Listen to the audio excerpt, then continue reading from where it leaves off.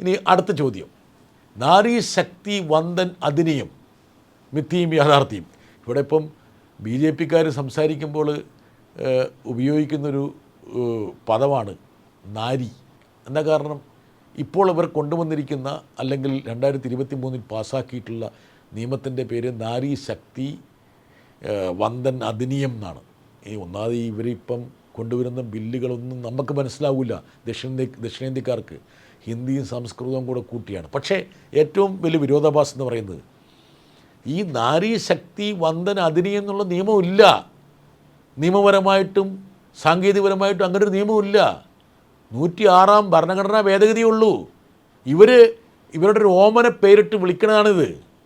ഭരണഘടനാ ഭേദഗതിക്ക് ഇവർക്ക് ഇഷ്ടപ്പെടുന്ന രൂപത്തിൽ ഇവരുടെ ആഗ്രഹാഭിലാഷം അനുസരിച്ച്, വിംസ് ആൻഡ് ഫാൻസീസ് അനുസരിച്ച് അങ്ങനെ തലക്കെട്ടൊന്നും കൊടുക്കാൻ പറ്റില്ല. അപ്പോൾ യഥാർത്ഥത്തിൽ അങ്ങനെ ഒരു നിയമമില്ല. 2023 ഭരണഘടനാ ഭേദഗതി നിയമമുള്ളൂ. ആ ഭേദഗതി പ്രകാരം 33% സീറ്റുകൾ സ്ത്രീകൾക്ക് സംവരണം ചെയ്തിരിക്കുന്നു. അതല്ലാതെ ഇങ്ങനത്തെ ഒരു നിയമമില്ല, ഇങ്ങനത്തെ ഒരു പേരുമില്ല. ഇവരെ ഒരു രാഷ്ട്രീയ പ്രൊപ്പഗാൻഡയ്ക്ക് വേണ്ടി, പ്രചരണത്തിന് വേണ്ടി കൊണ്ടുവന്നിരിക്കുന്ന ഒരു പേര് മാത്രമാണ്.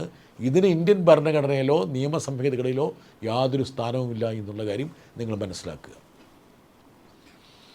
ജനസംഖ്യാ വർധനവും മണ്ഡലങ്ങളുടെ എണ്ണവും തമ്മിൽ പൊരുത്തം വേണ്ടതില്ലേ? വളരെ ന്യായമായൊരു ചോദ്യമാണ്. ഇപ്പം ആൾക്കാർ ചോദിച്ചുകൊണ്ടിരിക്കുന്ന ഒരു കാര്യമാണ്. അത് ഞാൻ ആദ്യത്തെ ചോദ്യങ്ങളോടുള്ള പ്രതികരണത്തിൽ അത് വ്യക്തമാക്കിയിട്ടുണ്ട്. അതായത് ഈ ജനസംഖ്യയ്ക്കനുസരിച്ചല്ലേ മണ്ഡലങ്ങളിലെ, ഇപ്പം ഉത്തർപ്രദേശിലും ബീഹാറിലും മധ്യപ്രദേശിലൊക്കെ ജനസംഖ്യ വർദ്ധിച്ചപ്പോൾ അവർക്ക് ന്യായമല്ലേ കൂടുതൽ സീറ്റുകൾ? ഇപ്പം നമ്മൾ ജനാധിപത്യത്തിൻ്റെ ഏറ്റവും പ്രധാനപ്പെട്ട ആണിക്കല്ലായി നിദാനമായി കാണുന്നത് ഒരു വ്യക്തി ഒരു വോട്ട് തുല്യമൂല്യം. ഇതാണ് കറക്റ്റ്, ശരിയാണ്, സംശയമില്ല കാര്യത്തിൽ. ഒരാൾക്കൊരു വോട്ട് ഉത്തർപ്രദേശിലാണെങ്കിലും കേരളത്തിലാണെങ്കിലും അതിന് തുല്യത വേണ്ടേ? അതല്ലേ ഡെമോക്രസി എന്ന് പറയുന്നത്. ശരിയാണ്, സംശയമേ ഇല്ല. പക്ഷേ നമ്മുടെ വോട്ടിൻ്റെ മൂല്യം ഇപ്പോൾ വർദ്ധിച്ചു നിൽക്കാൻ കാരണം എന്താണ്? നമ്മൾ ജനസംഖ്യാ നിയന്ത്രണം നടപ്പിലാക്കി. അതേപോലെ തന്നെ മറ്റൊരു ആപ്തവാക്യമുണ്ട്. ഇന്ത്യൻ ഭരണഘടനയുടെ ആദ്യത്തെ ആർട്ടിക്കിൾ എന്ന് പറയുന്നത് എന്താണ്? India is A union of States. അതായത് സംസ്ഥാനങ്ങളുടെ ഒരു ഒത്തുചേരലാണ്, കൂട്ടുചേരലാണ് ഇന്ത്യ എന്ന് പറയുന്ന രാജ്യം. അപ്പോൾ ഏതെങ്കിലും ഒരു പ്രത്യേക ആപ്തവാക്യം മാത്രം എടുത്ത് വച്ചിട്ട് ഇന്നത്തെ രാഷ്ട്രീയ സാഹചര്യത്തെ നമുക്ക് സമീപിക്കാൻ പറ്റുമോ? ഇല്ല. നമ്മുടെ ഭരണഘടനയുടെ ആകത്തുക എടുത്തു വച്ചിട്ട് വേണം നമ്മൾ ഇപ്പോഴത്തെ രാഷ്ട്രീയ സാഹചര്യത്തെ സമീപിക്കാൻ വേണ്ടി. ദേശീയ ജനസംഖ്യാ നയവും രാഷ്ട്രീയ പ്രാതിനിധ്യവും തമ്മിലുള്ള ബന്ധം വളരെ വ്യക്തമല്ലേ? ഞാൻ നേരത്തെ സൂചിപ്പിച്ചല്ലോ. അതായത് കേന്ദ്രം നമ്മളോട് പറയാണ് ജനസംഖ്യാ നയം നടപ്പിലാക്കണം, ജനസംഖ്യ നിയന്ത്രിക്കണം, ഇതൊരു തരത്തിലും നിങ്ങളെ ദോഷകരമായി ബാധിക്കില്ല എന്ന് പറഞ്ഞിട്ട് പിന്നീട് പറയുകയാണ്, ഹേയ് നിങ്ങൾക്ക് വോട്ടർമാരുടെ എണ്ണം കുറഞ്ഞല്ലോ, ഉത്തരേന്ത്യയിലെ വോട്ടർമാരുടെ എണ്ണം കൂടിയല്ലോ, അതുകൊണ്ട് അവർക്കല്ലേ കൂടുതൽ പ്രാതിനിധ്യം ലഭിക്കേണ്ടത്. ഇപ്പോൾ ഓൾറെഡി എന്താ സംഭവിച്ചിരിക്കുന്നത്? സാമ്പത്തിക കാര്യങ്ങളിൽ ദക്ഷിണേന്ത്യ ഈ ജനസംഖ്യാ നിയന്ത്രണം നടപ്പിലാക്കിയതുകൊണ്ട് ശിക്ഷിക്കപ്പെട്ടുകൊണ്ടിരിക്കുകയാണ്. മാത്രമല്ല കേന്ദ്രം വിഭാവനം ചെയ്ത പല ലക്ഷ്യങ്ങളും നമ്മൾ എത്തിപ്പിടിച്ചത് കൊണ്ട് തന്നെ കേന്ദ്രത്തിൻ്റെ ധനസഹായം ഗണ്യമായി കുറഞ്ഞിരിക്കുകയാണ്. ഇപ്പോൾ 80ഓളം കേന്ദ്രാവിഷ്കൃത പദ്ധതികളുണ്ട്, 80 81.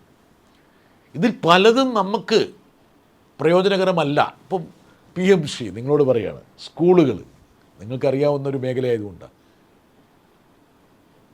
നമ്മൾ എത്രയോ കാലം മുമ്പ് സാർവത്രിക വിദ്യാഭ്യാസം നടപ്പിലാക്കി.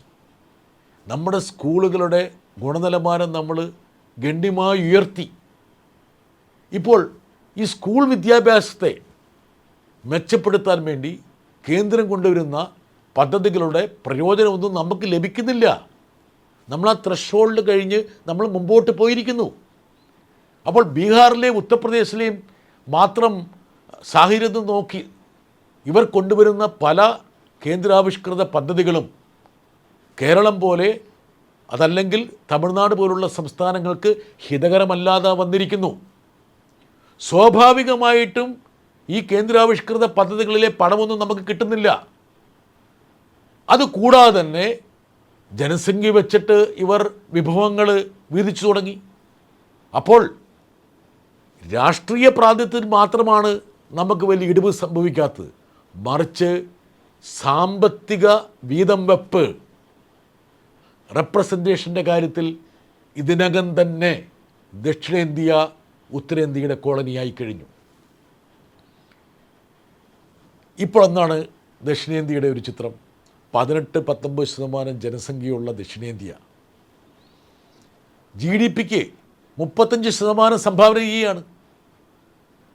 നമ്മളിപ്പോൾ ഉദാഹരണം പറഞ്ഞാൽ ₹1 കേന്ദ്രത്തിലേക്ക് നികുതിയായിട്ട് കൊടുക്കുമ്പോൾ എക്സൈസും GSTയും ഇൻകം ടാക്സും കോർപ്പറേറ്റ് ടാക്സൊക്കെ ആയിട്ട് കൊടുക്കുമ്പോൾ നമുക്ക് തിരിച്ചു കിട്ടുന്നത് 24-25 പൈസ മാത്രമാണ്. അതേസമയം ഉത്തർപ്രദേശിലേക്ക് നോക്കുക, അവിടെ അവർ ₹1 കൊടുക്കുമ്പോൾ 1.70 കൊടുക്കും, അല്ലെങ്കിൽ ₹2 കൊടുക്കും. ഇപ്പോൾ തന്നെ നമ്മളൊരു കോളനി ആയിക്കഴിഞ്ഞു. ഈ സാമ്പത്തികമായ മാനദണ്ഡം വെച്ച് നോക്കുമ്പോൾ ഒരു കോളനിയായ ദക്ഷിണേന്ത്യയെ ഉത്തരേന്ത്യയുടെ ഒരു സാമന്ത പ്രദേശമാക്കി മാറ്റാൻ വേണ്ടിയാണ് ഈ ജനസംഖ്യാ കണക്കിലുള്ള രാഷ്ട്രീയ പ്രാതിനിധ്യം ഇപ്പോൾ എടുത്തു കാട്ടുന്നത്. അടുത്ത ചോദ്യം, എന്തുകൊണ്ട് ലോകസഭയുടെ അംഗസംഖ്യ 850 എന്ന് BJP കുറിച്ചു? വളരെ പ്രസക്തമാണ്. ഈ 850 എന്ത് സാങ്ക്ടിറ്റിയാണ് ഉള്ളത്? ഇപ്പോൾ ഇവർ നടത്തിയ പ്രഖ്യാപനങ്ങളിലെ പൊള്ളത്തരം ഞാൻ ഒന്നൊന്നായിട്ട് പറഞ്ഞുതരാം. 1, 543 850 ആക്കണമെന്ന് ഇവരോട് ആരെങ്കിലും പറഞ്ഞിരുന്നോ? ഏതെങ്കിലും വിദഗ്ധ സംഘം പറഞ്ഞിരുന്നോ? എന്തെങ്കിലും ചർച്ച ഇത് സംബന്ധിച്ച് പ്രതിപക്ഷമായി നടത്തിയിരുന്നു? സുപ്രീം കോടതി നിയമിച്ച ഏതെങ്കിലും ഒരു സമിതി ഇതേക്കുറിച്ച് സൂക്ഷ്മമായിട്ട് വിലയിരുത്തിയിട്ടുണ്ടോ? പാർലമെൻറ്റിൻ്റെ ഏതെങ്കിലും സ്റ്റാൻഡിംഗ് കമ്മിറ്റിയോ സെനറ്റ് കമ്മിറ്റിയോ ഇതേക്കുറിച്ച് വല്ല ശുപാർശ ചെയ്തിട്ടുണ്ടോ? ഈ 850 എന്നുള്ള സംഖ്യ എവിടെ നിന്ന് വന്നു? ഒറ്റ കാര്യമുള്ളൂ, BJPയുടെ ഗൂഢപദ്ധതിയാണ്. ഈ 850 കൊണ്ടുവന്ന് ആ 850-നെ 2011 സെൻസസുമായിട്ട് ഇണക്കുമ്പോൾ സീറ്റുകളിലെ വിഭജനത്തിൽ വരാൻ പോകുന്ന വ്യത്യാസത്തെക്കുറിച്ച് ഞാൻ നേരത്തെ സൂചിപ്പിച്ചു. അപ്പോഴാണ് ഇവർ പാർലമെൻറ്റിൽ നേരത്തെ പറഞ്ഞല്ലോ, അനുപാതപ്രകാരം ഞങ്ങൾ വർദ്ധിപ്പിക്കാമെന്ന്.